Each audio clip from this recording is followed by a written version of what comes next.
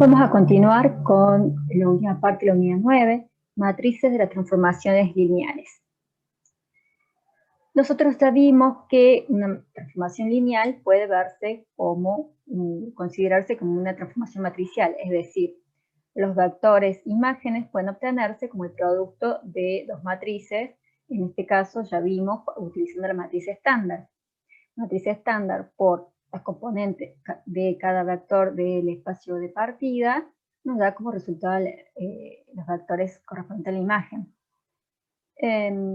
Bien, pero hasta ahora la única matriz que utilizamos es la estándar, que dijimos que se llama así, porque para obtenerla utilizamos la base canónica del espacio de partida, y por lo tanto, bueno, como la base canónica también se llama base estándar, esta matriz se llama estándar.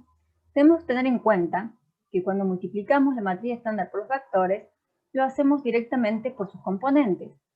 Recordemos que cuando vimos el tema en la unidad 8 de espacios vectoriales, al hablar de base y base canónica, explicamos que todo vector podía expresarse en referencia a los ejes coordenados, es decir, por las componentes, por las proyecciones a sus ejes, en ese caso se llamaban componentes de cada vector, o que podíamos relacionarlo a una base. Entonces hablábamos de la matriz de coordenadas de ese vector respecto a esa base. Si esa base es la canónica, resulta que al hacer la combinación lineal con la base canónica, los escalares que utilizamos son exactamente iguales a las componentes de ese vector, es decir, a las proyecciones con los ejes. Por lo tanto, los componentes de un vector o la matriz de coordenadas de ese vector respecto a la base canónica son numéricamente iguales. ¿Sí? Bien. ¿Qué sucede? Esto ya lo vimos cómo trabajarlo. Pero existe la posibilidad de que querramos utilizar otras bases para estos espacios. Los espacios vectoriales, dijimos, tienen infinitas bases. Entonces podría ser que por alguna razón nos convenga usar una base distinta a la canónica. Por ejemplo, podría elegir una base B para el espacio de partida B y una base B' para el espacio de llegada W. En ese caso también la transformación lineal de RN-RM puede considerarse como una transformación matricial, pero en este caso vamos a necesitar de una matriz de la transformación respecto a las bases B y B'.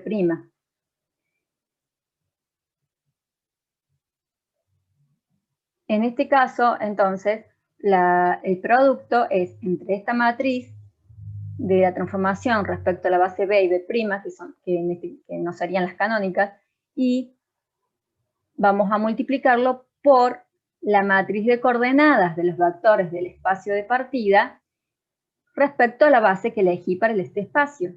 Y lo que vamos a tener como resultado es la matriz de coordenadas de la imagen de este vector respecto a la base B', que es la elegida para el espacio de llegada. O sea que la imagen está en W. Bien, como esta matriz es distinta numéricamente hablando a la matriz estándar, vamos a ver cómo la calculamos.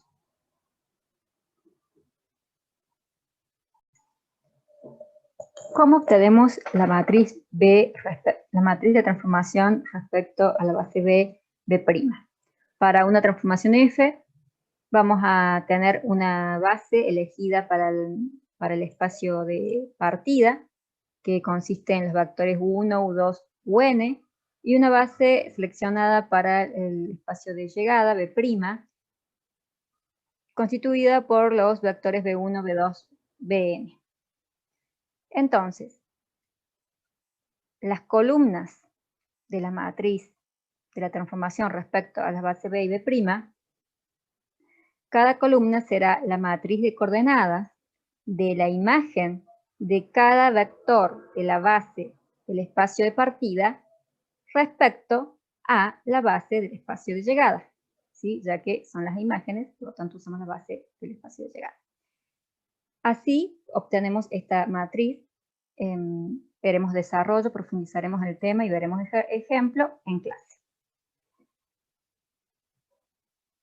Luego, si lo que queremos encontrar es dado un vector de la matriz del espacio de partida en sus componentes, y queremos obtener la imagen en sus componentes, tenemos dos vías, lo que se llama cálculo directo y cálculo indirecto. El cálculo directo es si puedo conseguir la matriz estándar. Si yo tengo de dato la matriz estándar, entonces simplemente premultiplico a cada vector, los componentes de cada vector del espacio de partida, los multiplico los premultiplico por matriz estándar y obtengo los vectores imágenes, T de X, directamente. La otra razón sería que no tengo la matriz estándar. Cuando yo tengo una matriz que, de la transformación respecto a otras bases B, B' que no son la estándar, entonces si quiero calcular las imágenes en sus componentes, debo realizar un cálculo indirecto.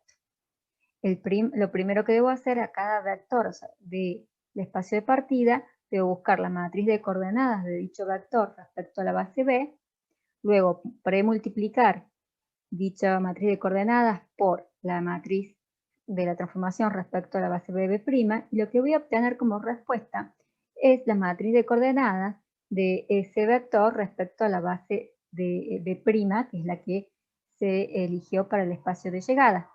Como lo que quiero obtener son las componentes de este vector imagen, voy a realizar la combinación lineal de estos escalares con la base B' y así puedo reconstruir las componentes de la imagen. ¿Sí? También veremos ejercicios de ejemplos de esto en clase.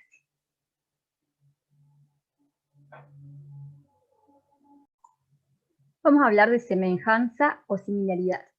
Cuando tenemos un operador lineal, es decir, que la transformación va de B a B, es decir, en este caso podemos hablar de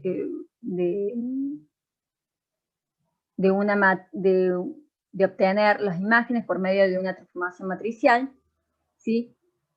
Si usamos las bases canónicas será la matriz estándar, pero si usamos una base distinta a la canónica, tendremos que usar una matriz respecto a la base que elijamos.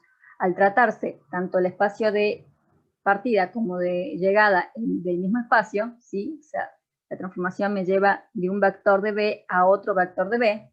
Por lo tanto, como el espacio de partida y de llegada es el mismo, usamos una sola base. Si usamos, por ejemplo, una base distinta a la canónica llamada B, la matriz de transición entonces va a ser respecto a esa base B. La matriz de transformación va a ser respecto a esa base B. Y, por supuesto, para obtener las imágenes, vamos a obtener las matrices de coordenadas de las imágenes respecto a la base B, premultiplicando las matriz de coordenadas de cada vector de B respecto a la base B por la matriz de transición respecto a la base B. Ahora, si en vez de elegir una base B, elegimos otra base, ¿sí? B' para este mismo espacio vectorial, ¿sí? Como esta transformación va de B a B, como el espacio de partida y de llegada en realidad es el mismo, podemos utilizar entonces otra base, por ejemplo B'. Entonces, la matriz de la transformación ahora es respecto a B'. Y por lo tanto, cuando multiplicamos esta matriz por la matriz de coordenadas de cada vector de B respecto a B', lo que obtenemos es la matriz de coordenadas de la imagen de ese vector respecto a esta base B'. Bien, entonces por cada vez que elegimos una base distinta vamos a obtener una matriz de transformación distinta numéricamente. Por supuesto, la transformación finalmente es la misma y llegaríamos a los mismos resultados respecto a X y en sus componentes de X, y las componentes de T de X en sus componentes son exactamente las mismas, aunque las matrices de coordenadas van a ir cambiando respecto a qué base utilicemos, y también la matriz de transformación. Pero los vectores que relacionan de B a W por el camino indirecto, como vimos anteriormente, van a ser los mismos. Bien, si usamos el camino indirecto, ¿sí? Entonces, la pregunta que se realizó es si había una relación entre las diferentes matrices de las transformaciones lineales respecto a si cambiamos a una base B' o si cambiamos a una base B, usamos una base B para el espacio vectorial B. Bien, la respuesta a eso es que sí, hay una relación entre esas matrices, ¿sí? Y esa relación es la siguiente. La matriz respecto a la base B' es igual a la matriz respecto a la base B, multiplicada por una matriz P y premultiplicada por la inversa de P. ¿Y qué es esta matriz P? No es casualidad que la llamemos P, es porque esta P es la matriz de transición o de cambio de base de B' hacia P. Entonces se llegan a dos conclusiones. La primera conclusión es que dos matrices que representan el mismo operador lineal, lo que vimos recién, ¿sí? Que va de B a B, con respecto a las bases diferentes son semejantes. Es decir, la primera conclusión es que se puede decir, como se cumple esta relación entre las matrices de las transformaciones lineales, se puede decir que MB' y MB son semejantes.